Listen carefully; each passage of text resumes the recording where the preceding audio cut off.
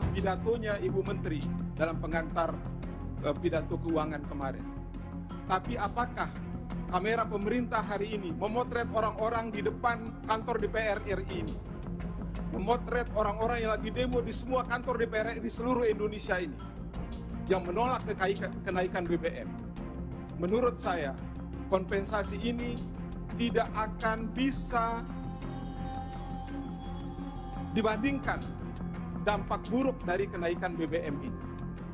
Akan meningkat biaya produksi sehingga harga-harga akan semakin meningkat. Inflasi akan semakin memukul daya beli masyarakat semakin turun. Tingkat kemiskinan akan semakin meningkat akibat pendapatan real yang berkurang. Kenaikan BBM akan memukul sektor pertanian, terutama jasa pertanian, perikanan, dan hasil kehutanan.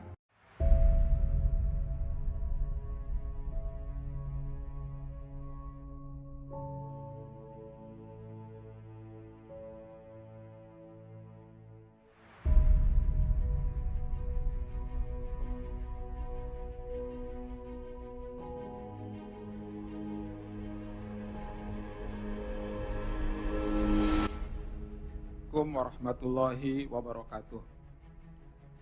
Johan Rosihan dari Dapil NTB 1, Pulau Sumbawa, fraksi PKS. Pimpinan yang saya hormati, ini masih bulan Agustus, suasana kemerdekaan masih kita rasakan. Tema yang diambil pun luar biasa, kemerdekaan lahir batin, pulih lebih cepat, bangkit lebih kuat.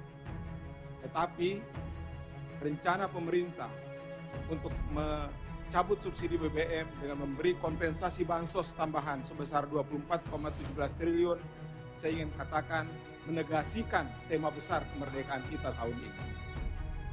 Pemerintah dengan cermat mempotret bagaimana keasikan warga kita makan kerupuk, panjat pinang, dan sebagainya, sampai masuk ke dalam pidatonya Ibu Menteri dalam pengantar pidato keuangan kemarin. Tapi apakah kamera pemerintah hari ini memotret orang-orang di depan kantor DPR RI ini, memotret orang-orang yang lagi demo di semua kantor DPR RI di seluruh Indonesia ini, yang menolak kenaikan BBM? Menurut saya, kompensasi ini tidak akan bisa dibandingkan dampak buruk dari kenaikan BBM ini. Akan meningkat biaya produksi sehingga harga-harga akan semakin meningkat. Inflasi akan semakin memukul daya beli masyarakat semakin turun.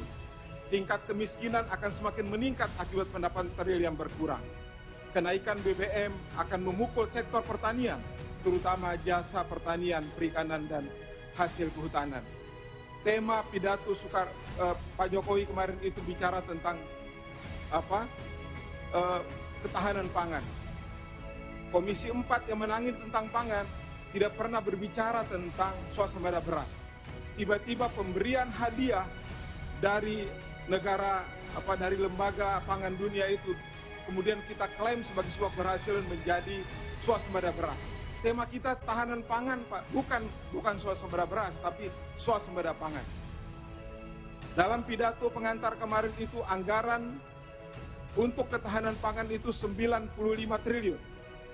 Dalam rapat 2 hari ini bersama kementerian yang menangani pangan, total anggaran 3 kementerian, Pak, hanya 75 triliun. Kemana anggaran tahanan pangan yang 20 triliunnya? Apakah ditaruh di kementerian-kementerian lain? Ini akan terus menjadi catatan kami.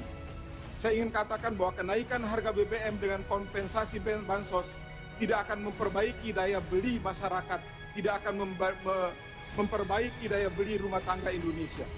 Apalagi disampaikan tadi bahwa bansos-bansos ini akan diberikan kepada 36,5 juta kepala keluarga di Indonesia. Pertanyaannya adalah, apakah sengaja kita memiskinkan rumah tangga Indonesia menjelang pemilu 2024? Hanya untuk kepentingan politik kita kemudian mengabaikan berhitung-hitung dengan rakyat kita. Kita hitung subsidi sampai 400 sampai 600 tadi, tetapi untuk kepentingan ketahanan pangan, untuk kepentingan perut rakyat Indonesia, kita tidak pernah berhitung untuk itu. Hanya kita berikan bantuan sosial untuk pengalihan, menjadikan rakyat kita mengemis di negerinya sendiri. Karenanya sekali lagi, saya dan fraksi PKS ingin menegaskan bahwa mari kita tolak kenaikan BBM yang dirancang oleh pemerintah ini secara bersama-sama. Terima kasih. Assalamualaikum warahmatullahi wabarakatuh. Ya, tetap ada konflik di situ tuh, menimbang-nimbang, dan pertimbangan itu pasti juga berdasarkan info big data atau intelijen dari dalam sendiri atau yang sudah beroperasi memberi laporan. Kan mulai ada dalam sehari ini aja udah mungkin 10 demonstrasi tuh udah mulai diarahkan gitu. Walaupun orang nggak anggap bahwa kan nggak akan dinaikkan, tetapi rakyat udah punya kecurigaan bahwa ini tipu-tipu tuh. Jadi kombinasi semua itu membuat dukun pindah arah tuh, dan memastikan mending sekarang tuh. Kalau masih 2 hari lagi itu terlalu riskan, dan orang merasa bahwa sangat mungkin juga tipuan bisa lebih besar itu. Jadi kecenderungan mereka sendiri yang melibatkan, karena kebiasaan mereka untuk mencari hari baik, hari bagus, mereka akhirnya hitung bahwa ini hari baik, hari bagus. Karena kalkulasi tadi, kalkulasi timing dan fungsi dari orang membayangkan ada cash. Karena itu secara detail dikatakan oleh Ibu siapa tadi saya lihat, Ibu Menteri Sosial, nanti akan ada petugas pos yang bahkan akan kalau bermasalah nanti secara jarak petugas pos yang akan antar sendiri ke rumahnya uang itu. Jadi betul-betul dipersiapkan bahwa pemerintah akan tiba di depan rumah tuh. Dan itu sebetulnya itu cara propaganda yang sangat mudah untuk diperlihatkan dan memukau, apalagi memikat pada rakyat kecil tuh. Membayangkan itu kan kesulitan ekonomi udah ada di depan, jelas. Begitu dibilang naik, kesulitan ekonomi udah di depan. Begitu dibilang tidak jadi naik, rakyat berpikir walaupun tidak jadi naik, udah naik harga-harga. Maka rakyat menganggap oke, ini tipuan lagi tuh. Supaya tipuannya nggak berlanjut, ditipu dengan cara yang lebih canggih tuh. Akan diantarkan uang pengganti kenaikan BBM itu di depan rumah penduduk. Itu sulap yang luar biasa tuh.